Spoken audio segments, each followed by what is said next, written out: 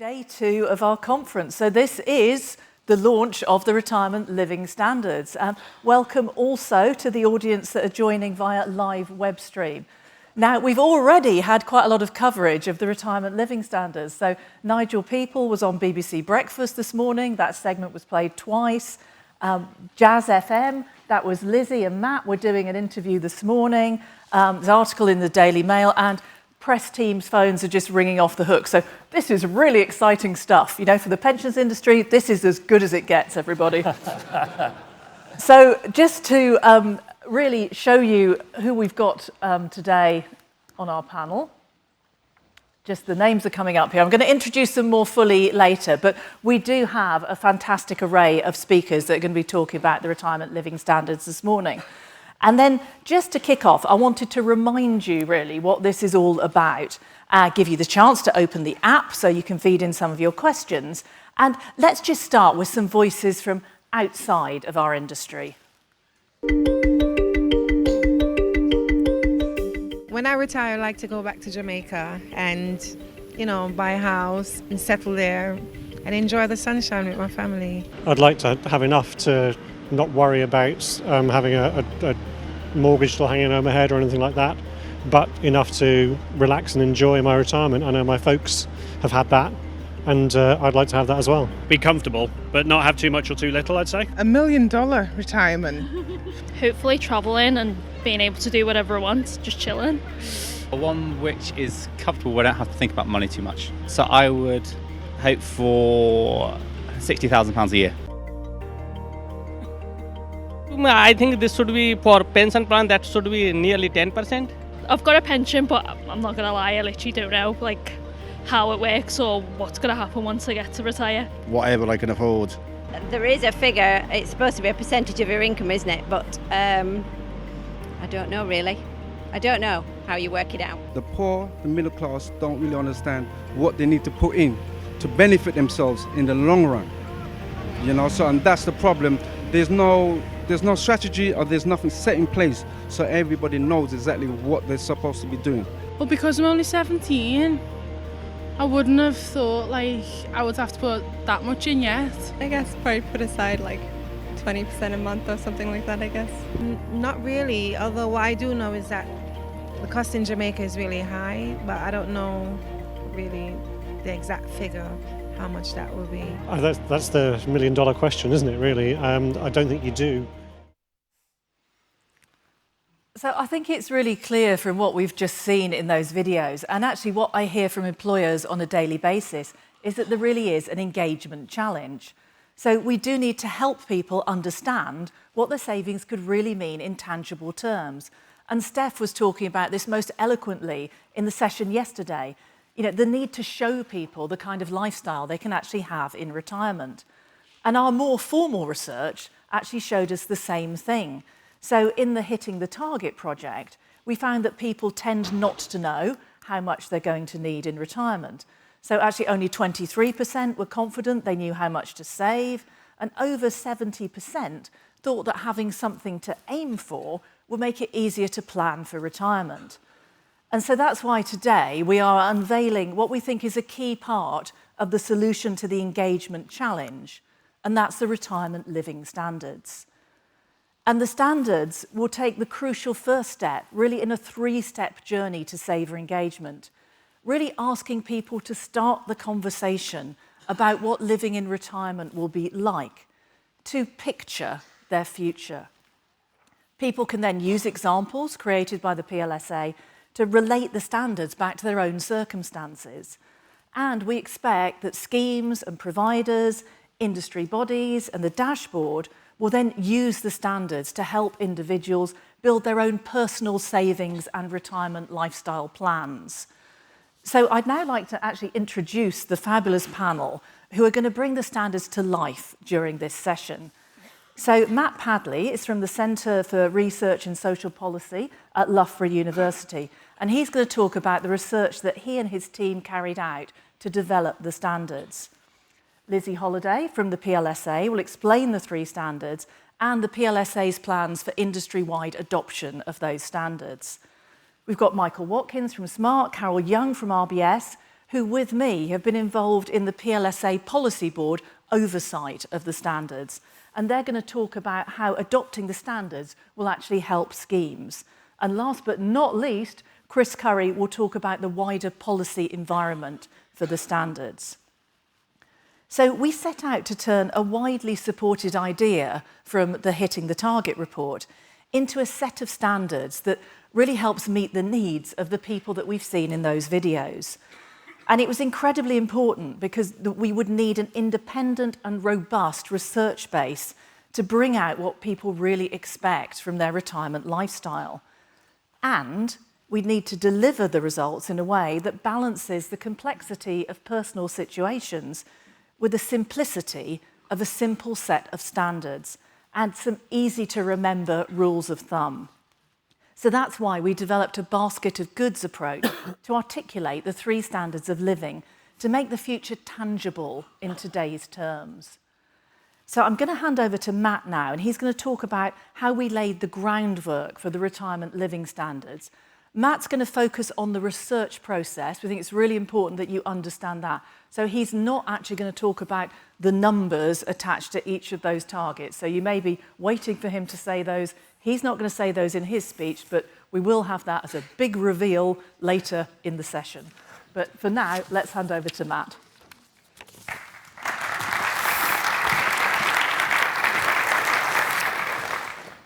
Thank you, Emma. I now have the slightly unenviable task of squeezing a year and a half's research into about 5 minutes. So any questions, do grab me at the end. What are the key things that you need to know about what we did? Firstly, I think it's important to note that the work we have done to develop these retirement living standards is based on more than a decade of research setting out what people need in order to have a minimum standard of living. This research is funded by the Joseph Rowntree Foundation and continues independent of the research that we've done for the PLSA. What that research entails is multiple groups of members of the public discussing, defining and describing a minimum standard of living. And ultimately, this enables us to set out the income that you need to reach this minimum standard of living. And this is a minimum socially acceptable standard of living. It's about having your essential needs, food, clothes, shelter, the things that people all agree on, but also being able to take part in the world around you. So this minimum represents that threshold below which the public agree that no one should have to live. The methodology we developed at Loughborough to establish these minimum living standards, which are currently used as a basis for the voluntary living wage, amongst other things, has been adapted and applied to the question of retirement living standards above this minimum level. So, the same method, but to define these 2 standards above that minimum level. What do you need to retire at these different living standards? This approach isn't based on asking groups what they can afford, or what they should be able to spend, or what they do spend. It's about negotiated consensus about what is needed in order to have a defined standard of living. This is a bottom-up approach, starting with real people in the real world, rather than a top-down approach starting with expenditure data, for example. So we've used this bottom-up approach, and the research began with groups discussing how living standards above a minimum level should be defined. What are the key principles or elements at each of these living standards? And you can see the 3 there. So at a moderate living standard, what emerged from groups was the importance of a sense of security that may not always be present at a minimum. This means, for people, knowing that you'll always have enough for that minimum, but with some spare. But it also means being able to do more than at the minimum. So eating out more often, having a holiday abroad once a year, all of which, as one participant in the research put it, make a perceptible difference to life. And at the comfortable living standard, well, here groups emphasised the greater range of choices, financial peace of mind and flexibility that such a living standard would and indeed should provide. These definitions formed the basis of detailed and lengthy discussions. This is what we do. In multiple groups, 26 in total, all over the UK, with both retired people and those not yet retired. And those discussions were focused on what was needed at each level in terms of material goods, so in terms of the stuff you need to have that living standard, but also in terms of the things that you need in order to be able to participate in the world around you, the things that include us in our social world. These detailed discussions asked groups to identify needs and then how these needs would be met at each standard. So these were and are concrete discussions that result in a basket of goods and services that can be costed. The deliberations are centred around a shared notion of what it is reasonable to expect at each living standard. So we ask groups not only what is needed, but, for example, if you need to replace your sofa in retirement, what sort of quality of sofa would be appropriate or meet the need at each standard? Where would this be bought from? How long would it last? These detailed questions enable us, at the end of the process, to go away and actually cost all of the items in the basket. And this enables us to say how much you would need to spend in order to have each living standard, either as a single person or a couple. It gives you those numbers that I'm not going to reveal.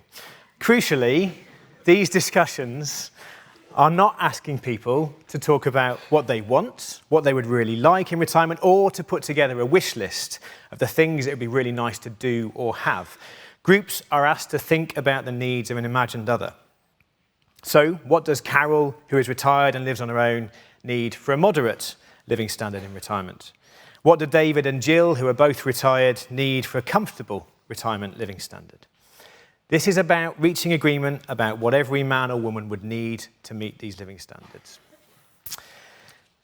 Importantly, the 250-ish people who took part in groups were from a range of socio-economic backgrounds and locations across the UK, with ages ranging from 50 to over 80. So, this research has established these three retirement living standards. One, adapted from our ongoing programme of research on the minimum living standards, as well as the moderate and the comfortable from this new research. In the remainder of this session, we'll hear more about these, and you will indeed get to see the numbers. As we do, it's important to note that these standards are rooted in lived experience. They are rooted in real life and guided by realistic, shared expectations, and are the product of many, many, many, many hours of deliberation and discussion. They are also something that many of those involved in the research saw as incredibly valuable and wished to have been around when they were younger. As one participant in a group in Bristol noted, I think for younger people, it's very difficult to have forward thinking so far ahead that you're going to know or want to know what we're going to have or how much you need, really. It's a very difficult thing, isn't it? So let's hope that these retirement living standards provide a means through which people are indeed able to picture their futures. Thank you.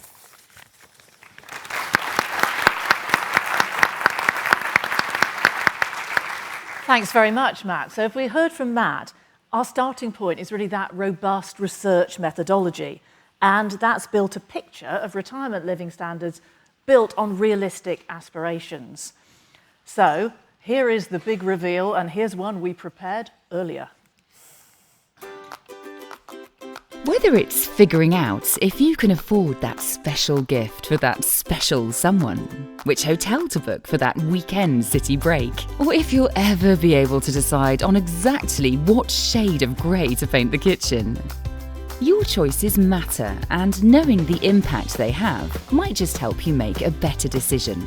Take your retirement, for example. It may seem a long way off, right? But every day you're being presented with choices that shape the type of lifestyle you want to live in retirement, whether it's one that covers all your needs, one that gives you more flexibility to do the things you want, or one that allows you to be more spontaneous with your money.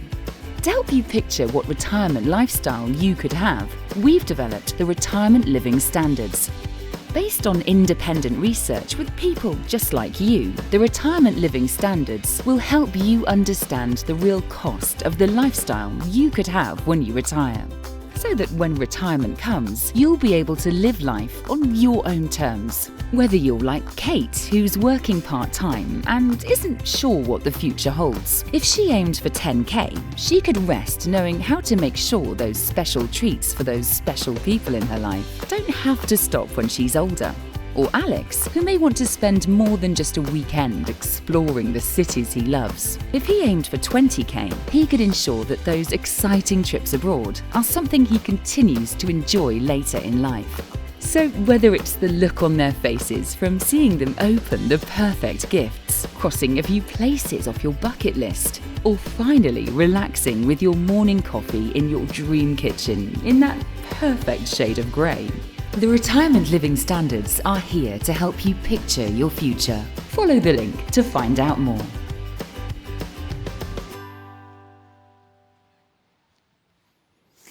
So, the video provides a simple overview of the standards, some key facts, and an example of how they can be presented in a saver-friendly way. But let's take a moment to explore a few of those key points before we move on to the next steps. So the research has given us a very robust set of key information. It's given us, firstly, 3 standards, the minimum, moderate, and comfortable, 3 very specific points on a spectrum of possibility. Focusing on 3 specific levels seeks to address the challenge of how to articulate in a simple way something that becomes quite complex once we delve into personal choices and situations. Secondly, it's given us the basket of goods. So the 3 overarching descriptors and the development of the basket of goods, both summarised in these tiles, is a key part of the research to identifying the specific expenditure figures. But in addition, they also provide significant value for onward use by presenting things in a tangible, outcome-focused way. This is key in helping people to mentally time hop. Having practical and real goods and services really bring this to life to help people to picture their future. It helps to be more than a set of figures, it's about a living standard. And the basket of goods covers a wealth of different data, which Matt's spoken about, and we've summarised these into the 6 categories that you can see along the top of the slide. So they range from house costs through to helping others. And we'll dip into a couple of those in a moment in more detail. But thirdly, this also gives us what this will cost. So you can see from this overview, the figures are very specific, as they provide the actual costs of the very detailed basket of goods. We have figures for singles and also for couples, with the total for couples being about 1.5 times the cost for singles. So just to pull out a few of those detailed figures for a moment, we have 10,200 for the minimum standard for singles. For the moderate living standard for couples, the cost would be 29,100. And for a single person living the comfortable living standard, this would cost them £33,000. We also have separate figures for London, which are slightly higher, reflecting the higher cost of living there. So it's important to emphasise these are expenditure levels, and a large proportion of this expenditure, especially at the minimum level, can be covered by the state pension. But people may also have other income or capital that they may want to consider as part of their planning as well. So this is why it's helpful to focus on expenditure. But what next? What can we, the PLSA and the pensions industry together, do to use, implement and deliver the standards to create real change for the saver? So if we think about this as a 3-step customer or saver journey, awareness, understanding and action, how far does this information take us? In what way do the standards get us towards savers taking action? Action in engaging, planning and saving for what they really want to achieve. So firstly, we hope the standards create greater awareness by helping people picture their future and what it might cost. And we've provided a website to help illustrate the retirement living standards in a saver-friendly way, and also to provide source information for the industry to use as well. But how do we maximise the opportunity to create better awareness? Well, we make things really, really simple. So to help land the message on the figures, we can summarise these as 10, 20, 30 for individuals, and 15, 30, 45 for couples. So like the 5-a-day healthy eating rule, we hope the retirement living standards will become a rule of thumb for retirement planning, that they start a conversation, a public debate even. One of the key values of the RLS is in providing a starting point for engagement that doesn't involve the individual needing to do a calculation or have a wealth of personal information to hand in order to get started. It keeps things simple. And to help develop awareness further, we've included on the website a simplified version of the basket of goods, which enables you to explore them in a bit more detail. And here's a couple of examples of those. So, this example's food and drink. So there's a range of expenditure in this basket, from the weekly food shop with costs relating to the type of brand, where you shop, the cost of a bottle of wine, through to dining out and takeaways. In another example, helping others, this is something that also comes out clearly from the research, something important for people in retirement, that they want to be able to help others by providing presents, taking the grandchildren out for the day, treating the family to a meal or a trip out. So if the basket of goods and the rules of thumb are the first step, creating greater awareness, how do we move into supporting greater understanding? So we thought what we needed to do was develop something to help people see what it might mean for someone in their type of situation. So the idea about what different salaries and different saving levels might produce. So we've developed some examples that we hope people will be able to identify with to help them relate to the standards, to think about what they might be on track for now. So we featured a number of these on the website, and there's a variety of ages, salary levels, people with career breaks, some with previous savings and some without. And for each example, we provide a very short summary of where they might expect to land in relation to the standards. And for some of those over the median salary, we also introduced how saving more could change that outcome. But the third step, saver action. So action in engaging, planning, and perhaps developing personalised targets.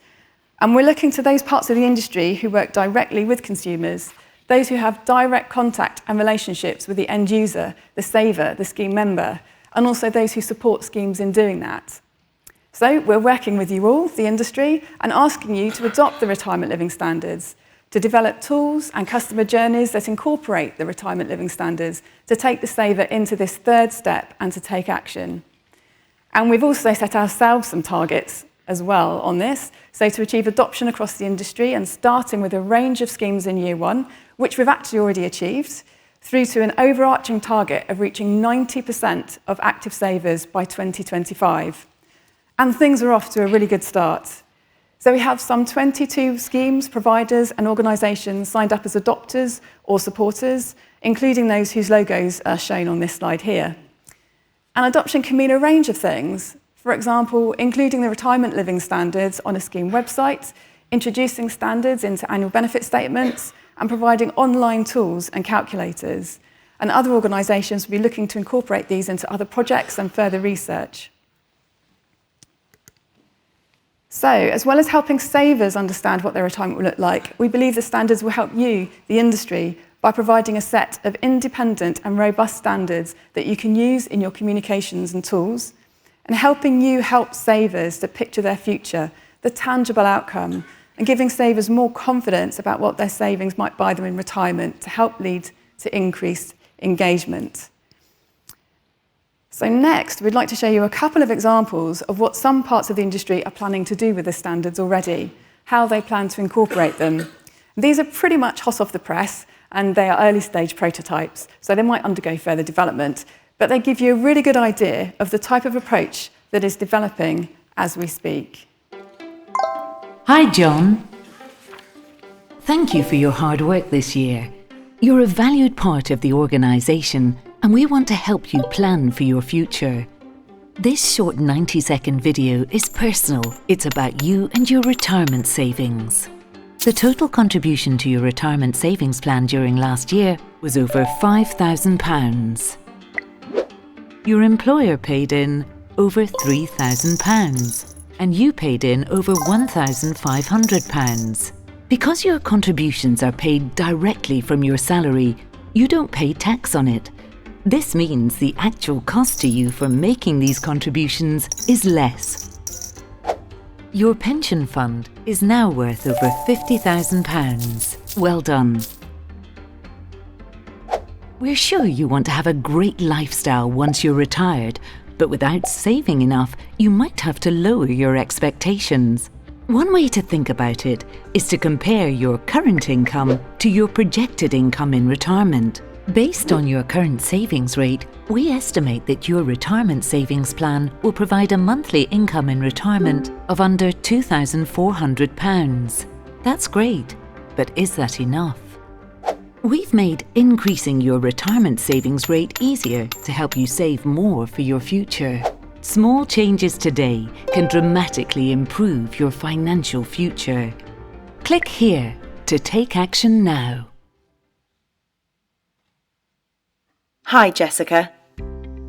At Legal & General, we want to help you plan for the future you want.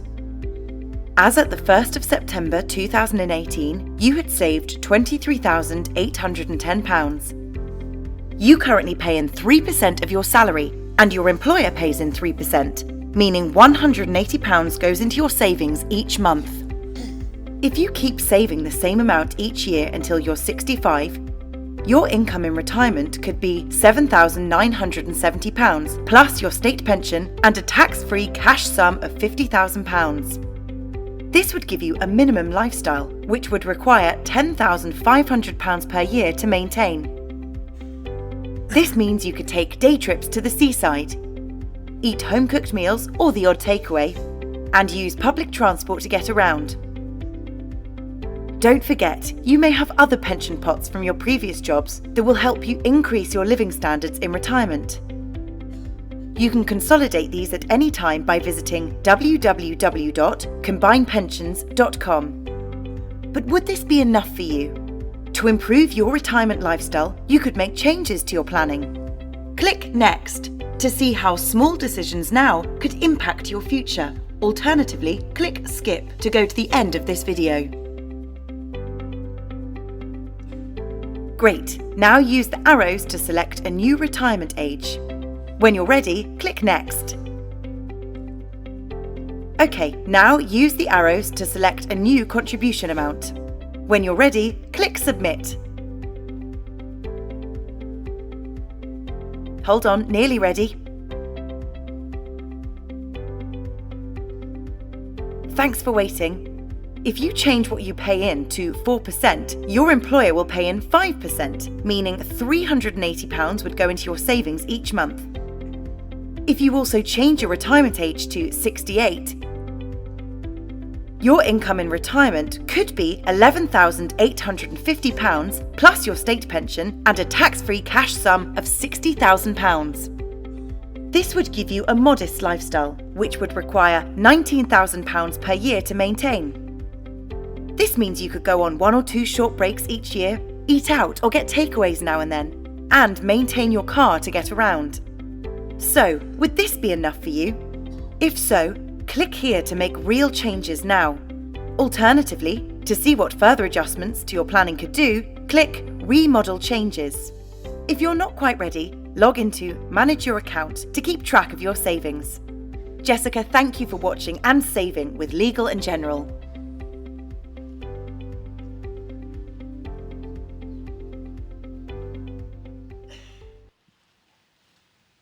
Well, certainly you've seen from that last video that we didn't quite know exactly what the numbers or the names were going to be at that point, but it just gives you a feel of what could be achieved in terms of communicating the standards. Now, I'm just going to go a little bit off script, I'm afraid, Carol, so I'm just going to ask Lizzy a couple of clarification questions that have come in through the app, just so that everyone's very clear what we're talking about. So we've got questions, are the figures before or after tax? Do they include the state pension or not?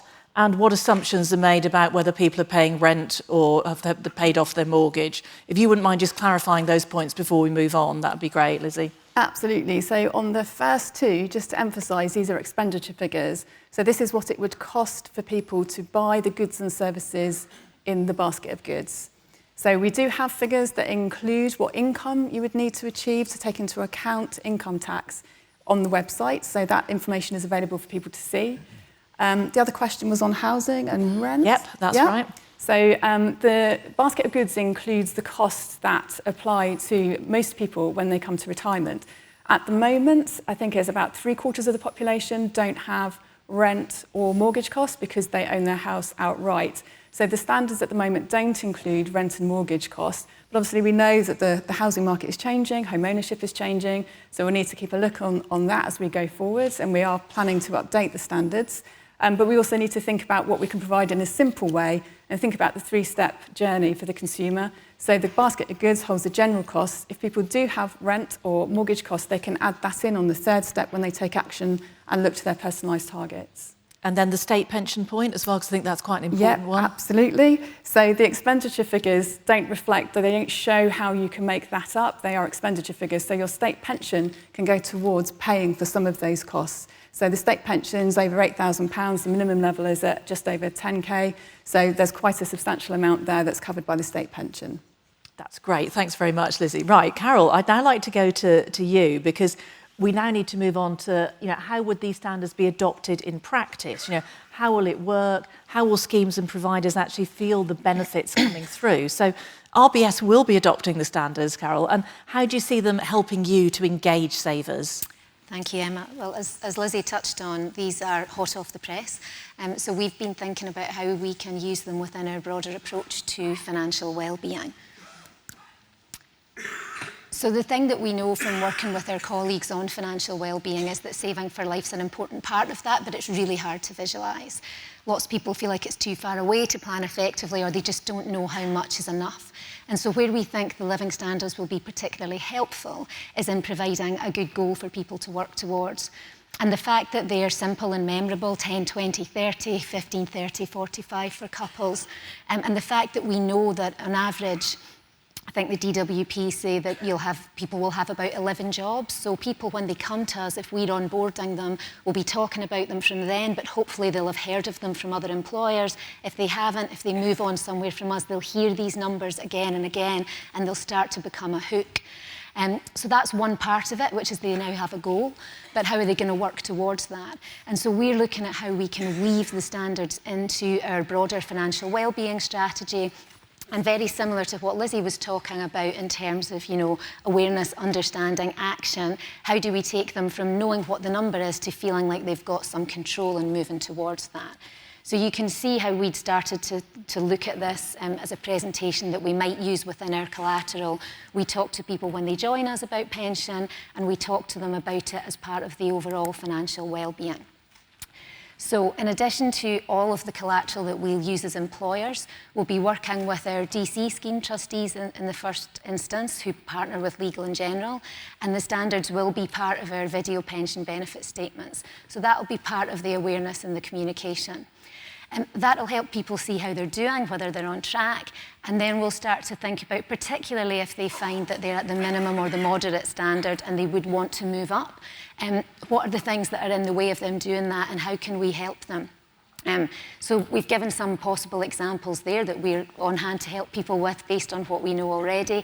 Maybe they feel like they can't afford to save more, they maybe really can't. They might not be prioritising it enough, or as was touched on, it might be that we've only got one part of the picture in terms of what their savings are with us. So how do we help them understand their pension savings in the round? And we've got a tool that's already in use, a financial wellbeing tool, that can point people towards resources. And so we'd be looking at how we can incorporate the standards into that. And then depending on the circumstances, we can then help colleagues take action in a number of different ways. So again, I've shown a couple of examples here. If they're struggling to understand pension or figure out what they've got, we've got a number of resources to help them with that, including we have a sort of Facebook for Work setup where we run the equivalent of Facebook Lives on pensions that get, thousands of hits. So those kind of things, explaining it to people in simple English. And if, in fact, what they're really struggling with is finding the money to save in the first place, it may be that a more appropriate intervention for them is around managing debt or figuring out how to spend more smartly or save more effectively. And so just to give you a sense of what the current tool looks like, you'll see at the top, this is our financial wellbeing strand. We actually embed it in a broader look at wellbeing that includes sort of physical, mental and social health as well. So this is something we're speaking to people about a lot. Within financial wellbeing, we're helping them with a number of different aspects, as you can see here. And so if in answering this question, for example, they identify that their issue is primarily with planning and budgeting, we can generate some tips from them about that. And if they identify preparing for their future as something that's important, we'll have brought that to the forefront of their mind through the standards, and then we can perhaps engage them more effectively on things like staying opted into our Save More Tomorrow plan so that they start saving over time. So we don't see it as a silver bullet, because nothing is in financial wellbeing, sadly, but we see it as a really important part, and we think that drumbeat of getting the 10, 20, 30, 15, 30, 45 in people's minds will be a helpful anchor. Great, thanks, Carol. Michael, can you talk to us about what you believe the standards can achieve? Yes, so we see a number of ways in which the standards can be used. I'm going to talk about a couple today. So this is what's commonly known as a community of practice, but for the purpose of today, we're going to call it an onion of understanding. We did research with thousands of members in and around retirement, and from that we developed we found these 4 personas. So if we focus on number 4 to begin with, these are people with incredibly low financial literacy and relatively limited access to financial education through their peer groups.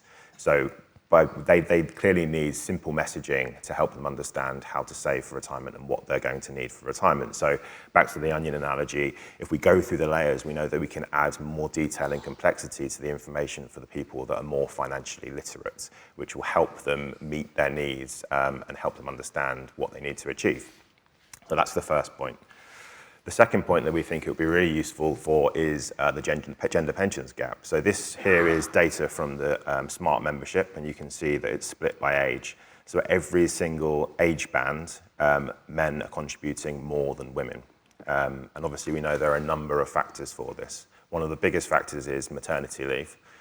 So we think if we can do some targeted communication, especially early on, so for example, at 21, 22 years old, we can message people and say, if you save, you and your partner save 2% more into your pension for a period of 9 to 10 years, this will afford you or your partner a 6-year career break. Now, obviously, that's not going to pay for the career break, but it makes up for the contributions that won't be paid during that period.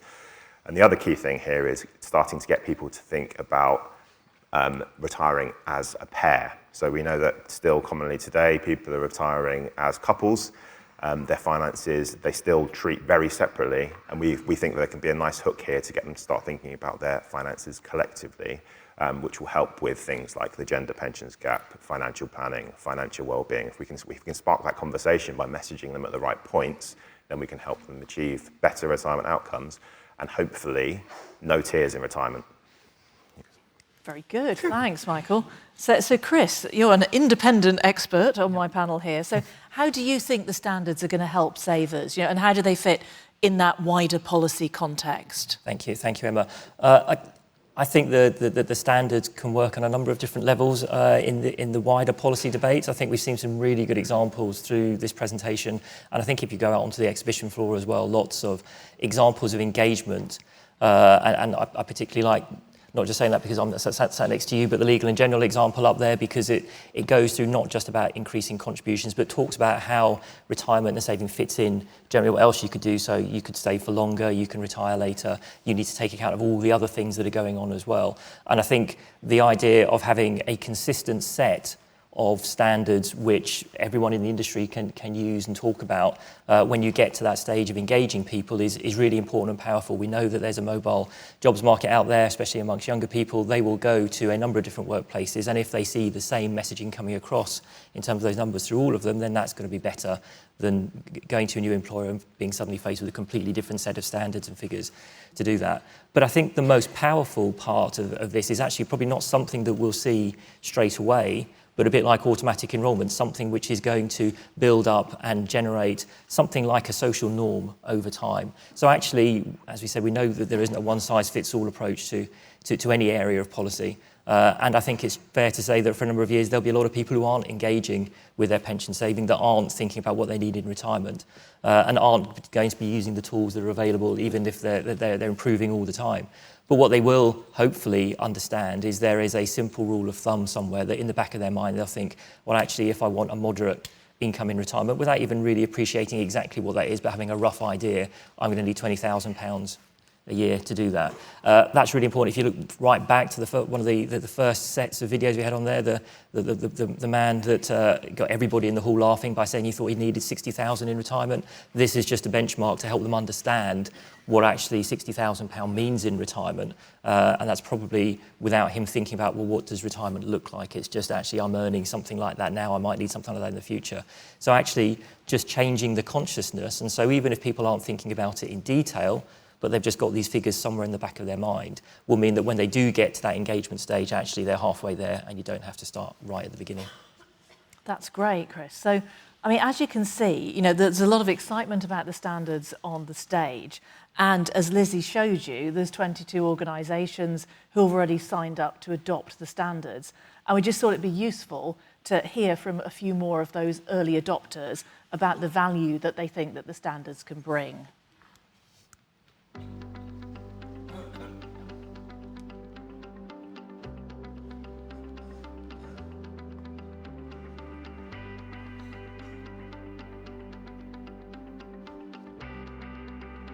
So say we're doing a modeler trying to help people decide how much they need in retirement, we'll be embedding the retirement living standards. And whether we're doing nudge communications to help members get back on track, to say you need to contribute a bit more, all of that is going to be based on the standards. So at the Money and Pensions Service, we're going to adopt the standards into our online pension calculator and overall guidance journey. So we're going to update our online guides, but also actually create a calculator that will make them really live and tangible for people. So we really feel that the standards need to be used in a collaborative way, not only by ourselves, but by the rest of industry and pension providers and employers to actually really give that cultural and shift that we need. First of all, we're going to use the standards as just a benchmark to enable customers to see how likely they are to be able to meet that retirement outcome and what actions they need to take if they're not likely to meet it. But going forward, we want to take the data that's behind the research to be able to produce a calculator tool that enables members to be able to have a personalised retirement living standard. And we think that personalisation would really help drive member engagement even more.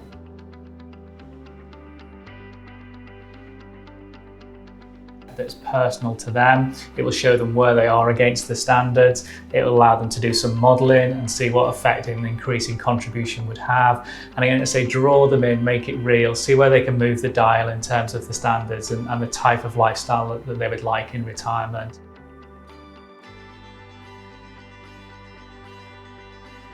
So what's actually really, really useful about the standards is they give a standard of living that people can aim for. They give a single figure that they can aim for. And I think this might really help with that second step of communicating adequacy to actual individuals and members and savers. I'm hoping this is going to be a light bulb moment in pensions. Let's think about it from health. I know I need to eat 5 portions of fruit and veg a day. I know if I'm on track, it's being quantified. We've now quantified how much you need in retirement, so when you're saving, you're going to know if you're on track.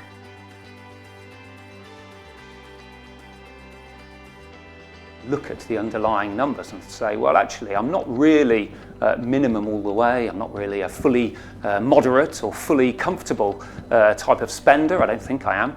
I'm a bit of this, a bit of that. You can construct your own living standard that is more personalised to you.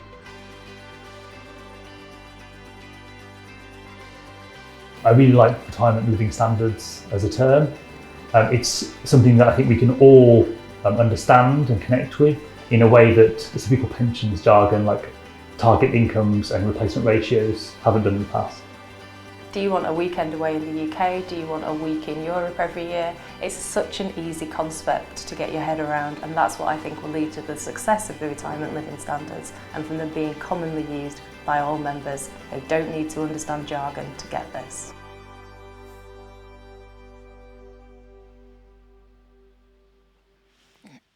Great, so a lot of positivity on the stage from the early adopters, and hopefully in the audience too. Now, I've already got quite a few questions that have come in on the iPad, so now is the time to ask our panel of experts all of those fantastic questions that you've been sending in. So, Chris, can I just start with you? I mean, in your new role in the dashboard, how will the retirement living standards complement or enhance the dashboard, do you think? I think it's important to see this as almost two sides of the same coin.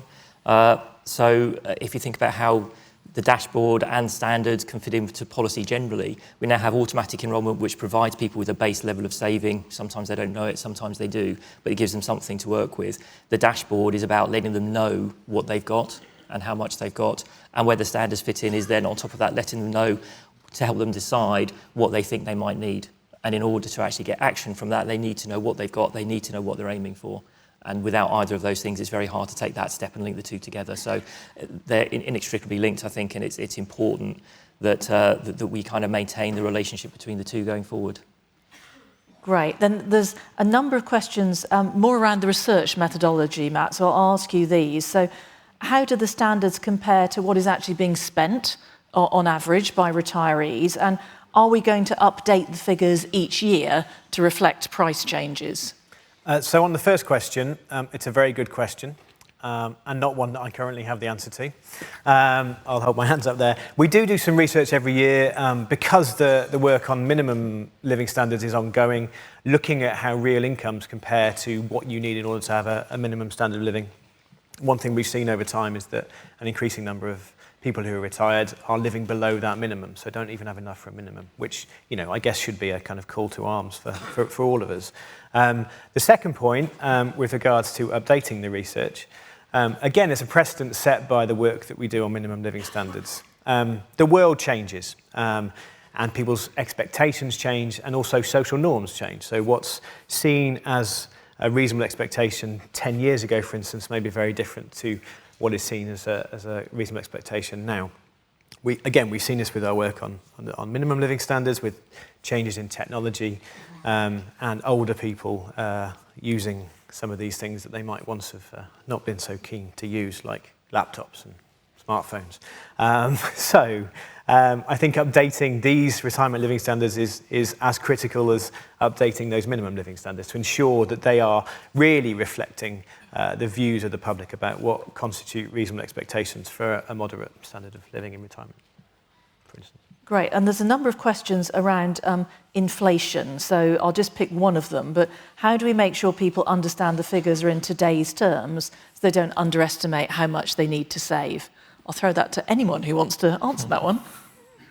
Well, I could refer to the onion, and it's about simplicity, right? So making things as simple for people to understand as possible. So the complexity of inflation isn't something that everybody's going to understand. So there needs to be some targeting around, or at least some layering of how these messages are communicated. So I think the thing that we need to accept is this is a start point, very much like 5 a day. It's not true. It's just an indication. But if you think about 5 a day and how much traction that's had, I think this can have the same traction. So I think that's the most important thing to consider. And I think some of the time we'll just have to do our best to have taken that into account in the way that we communicate. So if you look at things like incorporating them into benefit statements, this is not a new problem. How do you help people understand what inflation might do to their plans? And we already have some tools for doing that, and we'll just have to keep them at the front of mind as we develop the support materials. And then there's another question. Is there a risk that the pot sizes required to support the spending levels put people off? Is this an impossible amount to save? And that's actually linked to one came in right at the start. So the Daily Mail headline was, "Comfy retirement, you'll need £1 million pension pot." So, are we setting ourselves up for standards that people are going to find unattainable? Well, I mean, I think ignorance is only bliss when it's far, far away. There comes a point at which we will have to use a good Scottish phrase, grasp the nettle on some of these things. And I think that one of the reasons that we've decided that we want to incorporate it into broader financial well-being is that I absolutely think that, you know, a goal without a plan could be totally overwhelming. And that's why when you're engaging people on it, first of all, we have to inject some realism on what is really required to have the type of, because I think, you know, we'll see that some people actually respond to the standards by thinking, oh, they're perhaps not as high as I thought they would be, but it's because they're unable to convert them into what they need to do to get there. And that's why there is definitely a risk of disengagement if people's first hit is that they're miles off. But I think that's why, you know, whether it's Lizzy's model or ours, where you have to move people quickly into action and thinking what tangible things they can do will be so important. It isn't a silver bullet. I would say also just that there's a generational point here. So this isn't, you know, you're not going to be able to save everybody. Everybody isn't going to be able to, you know, make up their retirement. But you have the girl who was 17 years old who said, I don't think that I need to save that much. And we quite often talk about disassociation of our future selves, but you think about social norms like marriage or having children, things that are sort of ingrained in us from a young age. And if we can ingrain these standards in young people, then it helps change the way people save for the future. One unanticipated consequence of the research is that I'm currently encouraging my 13-year-old daughter to consider pension saving the earliest possible opportunity. Yeah. Well done. Good point, Matt. My 13-year-old daughter already has a pension. Many a long year. She didn't want one, but she's got one anyway. Another question is, will PLSA be providing collateral, or will all companies and schemes need to develop their own from scratch? You know, we've seen a few interpretations today, but what's PLSA doing, Lizzy, to help schemes on this? Yeah, so today we've launched the microsite, so the website that carries all of the information. It also includes the explainer video, which is also available for others to use. And there's various social media collateral as well that's available. So do let us know if there's anything you'd like to use. There's a Contact Us page on the website. Great. Now, we are running out of time for this session, unfortunately, and there are quite a few questions that I'm afraid I haven't had the chance to ask the panel, but you will have an option to ask Matt some things. He's going to be in the Learning Hub at lunchtime. And, of course, do ask any of us when you see us around the conference those questions that you've got. They're all great questions. But I did just want to finish up by thinking about those people that we saw at the start of the session.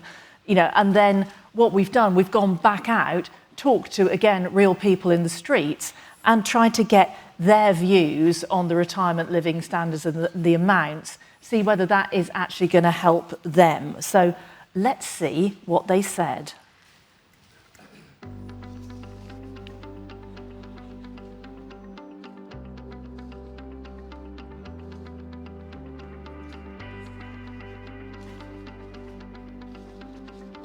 I've not thought about how much I might need, but I'm just taking one step at a time. No. Just Big dreams. Just big dreams. I need to a lot in it because you're not working for it. But I didn't think about it. I'd say you'd be looking about 40 grand a year, wouldn't you, really? I'd say, to survive on. Do you know what I mean? So, yeah. Yeah, it's probably something I should think harder about, but you find yourself living for the moment. I mean, I think for where I want to be, I think a few million. And it would probably be talking about like 100,000, and maybe that wouldn't be enough either for a year or so. So hopefully by then I'd have no mortgage, so it would be pretty similar to holidays, food expenses minus the mortgage figure. I have £6, my saving account.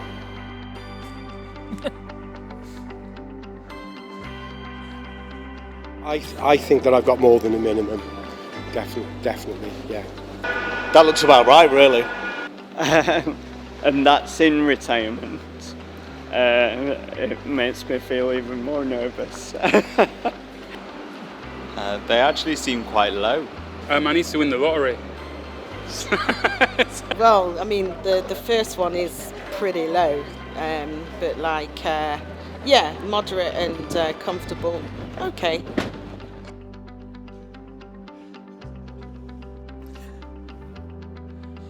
I'm in a pension, but I'm not very good at figuring out what it means for me at the end of it all. So yes, it does make me think about that.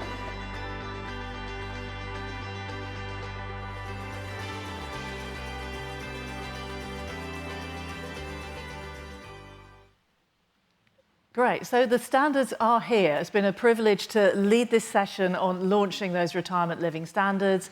I do think they're meaningful. I do think they will help people to picture their future. If you do want to adopt the standards, I did get one question in on the app saying, how do I adopt the standards, which was fantastic.